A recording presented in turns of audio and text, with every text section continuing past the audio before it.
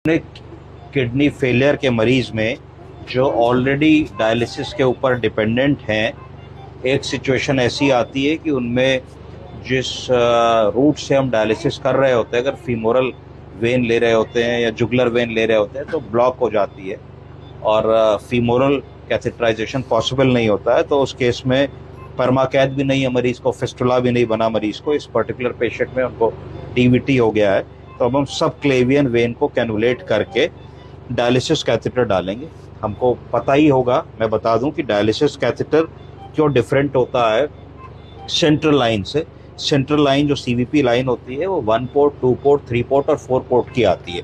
जो dialysis catheter होता है ये काफ़ी थिक होता है, काफ़ी मोटा होता है सेंट्रल लाइन के मुकाबले, और ये इसलिए मोटा होता है जिससे एक अच्छा ब्लड का फ्लो हमको मिल सके, और अच्छा फ्लो ब्लड का मिल सके ये फ्लो लेकर के हम डायलिसिस मशीन में भेजते हैं, और डायलिसिस मशीन में डायलाइज होकर के फिर इस पोर्ट से खून साफ होकर के वापस आ जाता है। तो ये डायलिसिस कैथेटर है।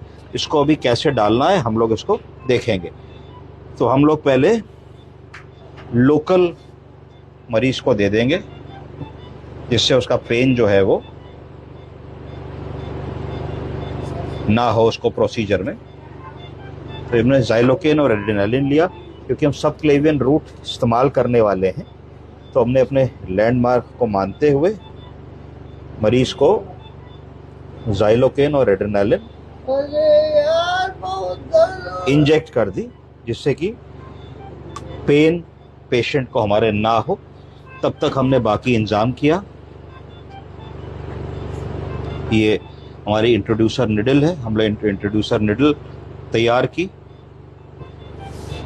इसमें हमेशा ये देखना है कि जब हम इंट्रोड्यूसर निडल डाल रहे हैं तो बेवल जो नोक होती है, बेवल, इसको हम लोगों को बेवल को ऊपर रखना चाहिए। जो छेद वाला हिस्सा है ऊपर रहना चाहिए, उसको बेवल कहते हैं। इसको एक बार पुश करके देख लेना चाहिए कि फ्री फ्लोइंग है, चल रहा है कि नहीं, गाइड वायर हमारा रेडी है कि नहीं, क्योंकि गाइड वायर को इसके अंदर से जाना है।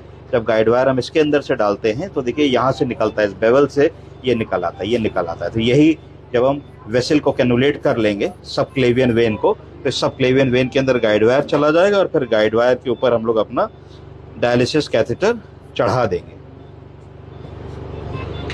तो अब हमें अपने लैंडमार्क्स के ऊपर जाके, हाथ थोड़ा खींच रही हैं ये, लैंडमार्क्स के ऊपर जाके हम लोगों को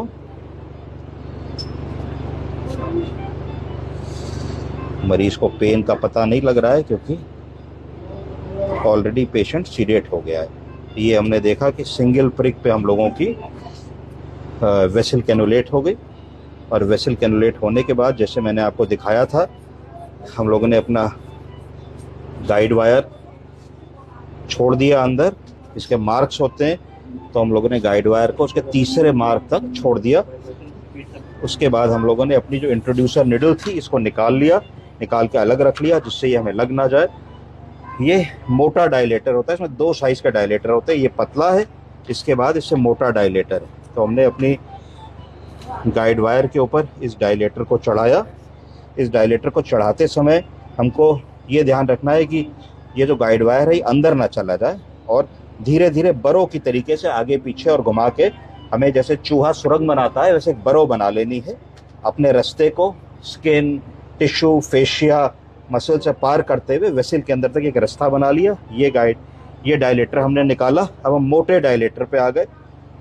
हमने मोटा डायलेटर अपने गाइड वायर के ऊपर चढ़ाया, और मोटा डायलेटर चढ़ा करके हमने उसी तरीके से थोड़ा सा बरोइंग करते हुए, घुमाते हुए, इसको देखते हुए कि ये हमारा दब तो नहीं रहा है, गाइड वायर फ्रीली मूव कर रहा है, इस तरीके से हमने किया। फिर हमने तीसरे लेवल पे अपने डायलिसिस कैथेटर को पकड़ा, और डायलिसिस कैथेटर को पकड़ करके हम इसको जेंटली इंट्रोड्यूस करने वाले हैं। पहले हमने देखा कि उसको तो गाइड वायर को हम एक तरफ से निकल जाए, कि गाइड वायर हमारा निकल गया, इसको पकड़ लिया।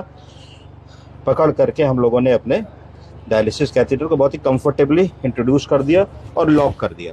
अब हम सिरिंज से चेक कर लेंगे कि ये हमारा ब्लड फ्री फ्लोइंग है कि नहीं।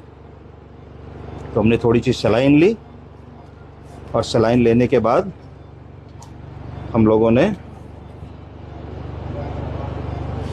नहीं तो बहुत सेलाइन ले ली, सेलाइन थोड़ा कम करें। नहीं वो मैं खींच रहा हूँ, ये हमने ऐसे देखा तो बहुत ही अच्छा फ्री फ्लोइंग है। अब गाइड वायर खींच लेंगे और दोनों तरफ से हम लोग इसको फ्लश कर देंगे और फ्लश करके इसको हम सूचर से सिक्योर कर लेंगे।